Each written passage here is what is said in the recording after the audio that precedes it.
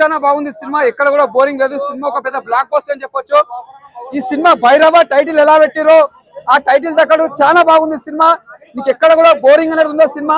అంటే ఏ సీన్ చూసినా కూడా ఫస్ట్ నుంచి ఒక కామెడీ, ఒక ఫ్యామిలీ సెంటిమెంట్, ఒక నిజంగా చెప్తున్నా ఒక ఫ్యామిలీలలో ఒక నిజంగా చెప్తున్నా. ఈ సినిమా చూసిన ప్రతి ఒక్కరికి చెప్తున్నాను ఒక మెసేజ్ ఏం తెలుసుకున్నంటే పైసా ఇంపార్టెంట్ కాదు, మనుషులకి ప్రేమ ఇంపార్టెంట్. పైసలను కూడా మనిషిని పగోలం చేస్తాను చూపించింది సినిమా. అలాంటి దృష్టిలో పోవద్దు. ఎవరైనా కూడా పైసలు ప్రేమించినోడు మనిషిని ప్రేమించినట్టు మంచి స్నేహితులు చుట్టాలు కూడా అన్నదమ్ములు కూడా దుష్మన్ అవుతారు. కానీ ఇలా అలాంటి ఎక్కడ కూడా కావద్దు. నేను మనస్ఫూర్తిగా కోరుకుంటున్నా ఒక సినిమా దగ్గర చూసుకోవాలి. ముందుగా చెప్పండి సినిమా చాలా బాగుంది. బ్యాక్గ్రౌండ్ మ్యూజిక్ కానీ స్క్రీన్ ప్లే కానీ డైరెక్షన్ ప్రతిదీ బాగుంది. ప్రతి సీన్ చూసినా బాగుంది. మెయిన్ చెప్పాలంటే మన ఈ బెల్లంకొండ సాయి గారు ముందుగా సార్ యాక్సెప్ట్ సార్. నిజంగా మీ యాక్టింగ్ కి మిస్ అయిపోయినా సార్. ఆల్రెడీ ప్రతి సినిమాలో ఒక రాక్షసుడు కానీ జలజయ నాయక సినిమా కానీ ప్రతి ఒక్క సినిమాలో ఎంత బాగా చేసిరో దానికంటే రెట్టింపు మీరు ఈ సినిమాలో అదరగొట్టేసిరో. నిజంగా చెప్తున్నా ఈ సినిమాకి మీకు అవార్డు రావాలని నేను మనస్ఫూర్తి కోరుకుంటున్నాను సార్. మీకు రావాలి, అది వస్తుంది 100% ఫ్యూచర్లోనే వస్తుంది సినిమాకి. నిజంగా సినిమా మాత్రం చాలా బాగుంది. మంచు మనోజ్ గారు ఈ సినిమాలో కూడా యాక్టింగ్ చాలా బాగా చేసిరో. ప్రతి ఒక్క యాక్టర్ చాలా బాగుంది. నారా రోహిత్ గారు అంటే ఎవరికి తక్కువ లేకున్నా కూడా ప్రతి ఒక్క యాక్టర్స్ కి చాలా బాగా చూపించిండు సినిమా. చెప్తున్నా ఈ సినిమా పెద్ద బ్లాక్ బస్టర్ మూవీ. ముగ్గురు మునగాల ఒక సూర్యుడు చందమామ సినిమా బ్లాక్ బస్టర్.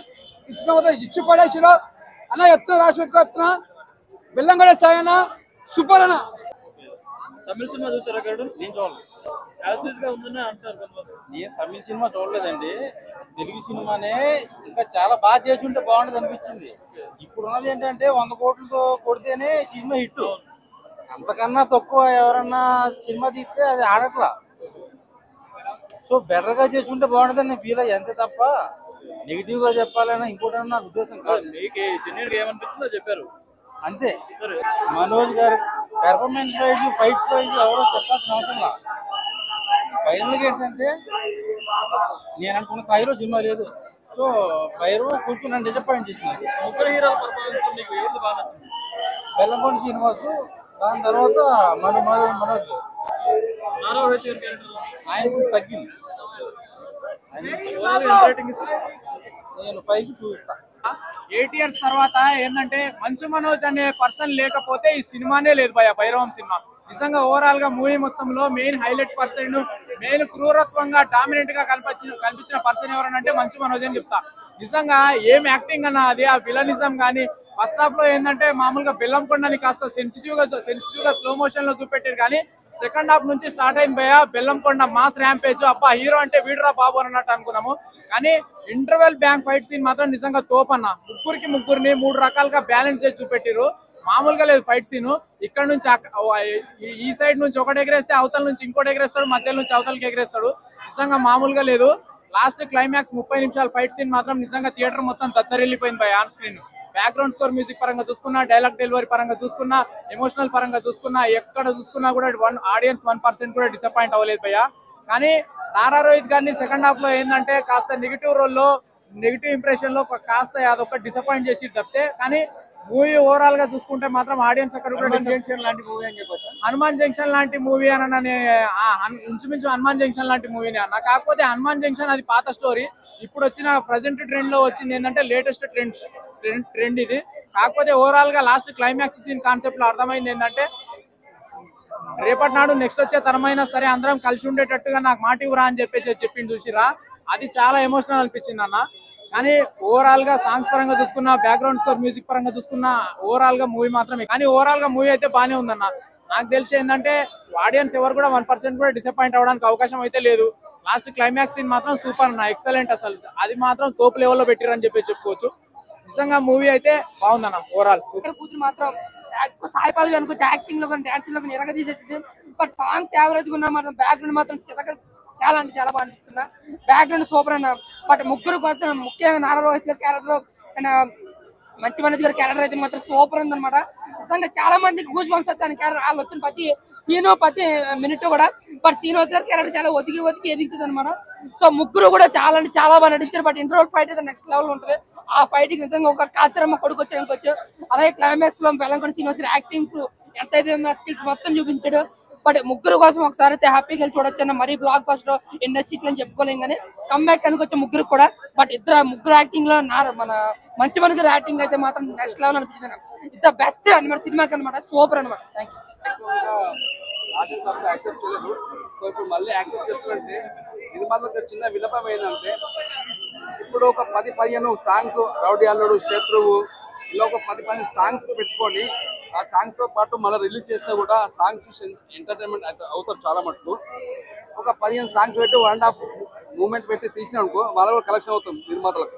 ఇది నా అభిప్రాయం. అన్న భైరవం మూవీ ఎలా ఉందన్న? భైరవం ఈ ముగ్గురు పెంచారు మల్టీ స్టారర్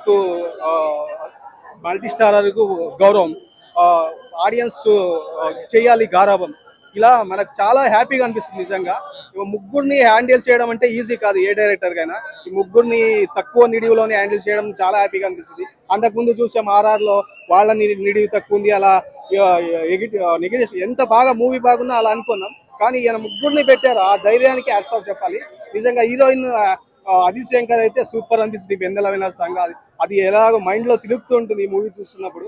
ఇంకా ఫ్యామిలీ ఆడియన్స్ మొత్తం చూడొచ్చు. ఈయన బెల్లంకొండ శ్రీనివాస్ అయితే ఒక పనివాడిగా వాళ్ళిద్దరితో ఉంటూ నారా రోహిత్ గారు కానీ మంచు మనోహర్ గారిని కానీ వాళ్ళని హ్యాండిల్ చేయడం, మళ్ళీ ఆయన ఉగ్రరూపం కానీ సూపర్. ఆయన ఉగ్రరూపంలో ఒక సాంగ్ ఉంటుంది బీభత్సం. నిజంగా టెంపుల్ సీన్స్ చాలా సెట్ కానీ సూపర్ న్యాచురల్ గా అనిపించింది. నాకైతే చాలా మంచి ఫీల్ వచ్చింది. నిజంగా బీభత్సం అండి. నిజంగా ముగ్గురి ఆకలి కొన్ని మూవీస్ వాళ్ళగా వీళ్ళకు సక్సెస్ లేవు. ఈ ముగ్గురి ఆకలి తీరుస్తూ ఆయన ఆకలి తీసుకున్నాడు డైరెక్టర్. నిజంగా డైరెక్టర్ కి యాక్సెస్ చెప్పాలి. తక్కువ టైంలోనే ఆయన ఈ మూవీని తీయడం, అంత బాగా ఎగ్జిక్యూట్ చేయడం, స్క్రీన్ ప్రెసెన్స్ ఇవ్వడం నాకు చాలా బాగా అనిపించింది. మొత్తం ఫ్యామిలీ ఆడియన్స్ మొత్తం చూడొచ్చు. చాలా బాగుంది. మొత్తానికి నాకైతే చాలా హ్యాపీగా అనిపిస్తుంది. భైరవం బాగుంది. మంచు మనోజ్ చాలా బాగా యాక్ట్ చేశాడు. నారా రోహిత్ మధ్యలో చనిపోవడం వల్ల కొంచెం బాధాకరంగా అనిపించింది అన్న. మధ్యలో అది జరగకూడదు. ఇంకొకరు ఎవరు శ్రీనివాస్ చాలా బాగా యాక్ట్ చేశాడు అన్న. నిజంగా చాలా బాగా యాక్ట్ చేశాడు మనోడు.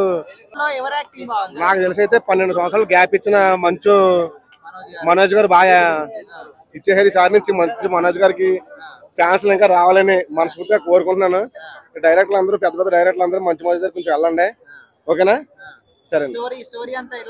స్టోరీ అంతా ఓకే అన్న, బాగుంది, పర్లేదు, ఓకే అంతా ఓకే. ఇప్పుడు ఆల్రెడీ మూవీస్ ఏమి లేవు కదన్న. ఇప్పుడున్న రన్నింగ్ మూవీలో ఓకే, అన్ని మూవీలు ఓకే.